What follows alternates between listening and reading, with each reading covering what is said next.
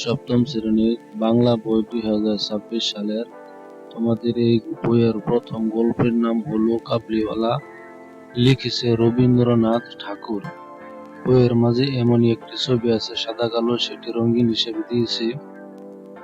চলো আমরা ওই গল্পটি অনেক বড় বইয়ের মাঝে, তাই আমরা আজকে শুধু গল্পের মূল কথাগুলি এখানে দেখব। তার আগে প্রথমে লেখক রবীন্দ্রনাথ ঠাকুরের পরিচিতিটা দেখি। গল্পটি আছে বইয়ের মাঝে 1 থেকে 8 পৃষ্ঠা পর্যন্ত।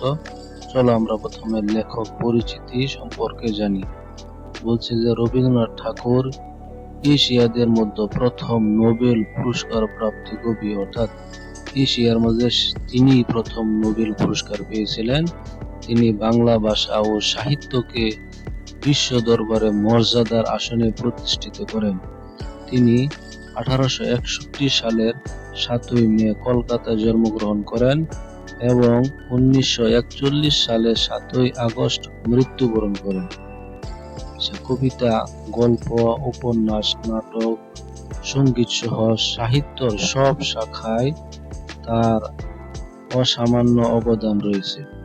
তিনি শান্তিনিকেতন ও বিশ্বভারতীও প্রতিষ্ঠা করেন এবং বাংলাদেশের জাতীয় সঙ্গীতের রচয়িতা, অর্থাৎ আমাদের যে বাংলাদেশের জাতীয় সঙ্গীত আছে সেটি উনি লিখেছেন। এবার চলো এই গল্পটির সারসংক্ষেপে দেখি।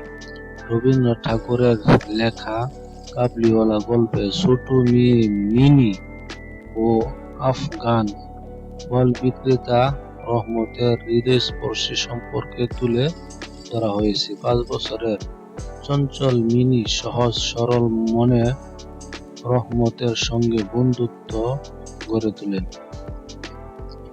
তাদের কথাবার্তা ও হাসি ঠাট্টায় এক গভীর মানবিক সম্পর্ক তৈরি হয়।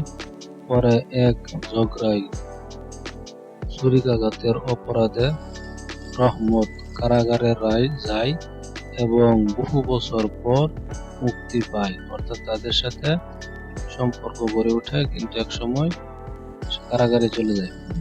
তারপরে বলতেছে মিনির বিয়ের দিন রহমত ফিরে এলো। দেখা যায় সময়ের ব্যবধানে মিনি বড় হয়ে গেছে, কিন্তু রহমতের হৃদয়ে এখনো নিজেদের ছোট মেয়ের স্মৃতি অমলিন। মেয়ের হাতের ছাপ দেখে সে তার পিতৃস্নেহের কথা প্রকাশ করে। এই দৃশ্য লেখকের হৃদয় স্পর্শ করে এবং তিনি রহমতকে অর্থ দিয়ে নিজের মেয়ের কাছে ফিরে যেতে সাহায্য করে। গল্পটির মূল কথা হলো দেশ, ভাষা ও জাতির ঊর্ধ্বে পিতা মাতার সন্তানের প্রতি ভালোবাসা চিরন্তন ও সর্বজনীন। তবে আমরা আজকে এই গল্পটির সারাংশ দেখলাম। পরবর্তীতে আমরা দেখব এই গল্পের সৃজনশীল প্রশ্ন, সংক্ষিপ্ত প্রশ্ন এবং টিক চিহ্ন এবং উত্তর সহ সেই ভিডিওটি পেতে চ্যানেলটি সাবস্ক্রাইব করে রাখো। সে পর্যন্ত ভালো থাকো। ধন্যবাদ।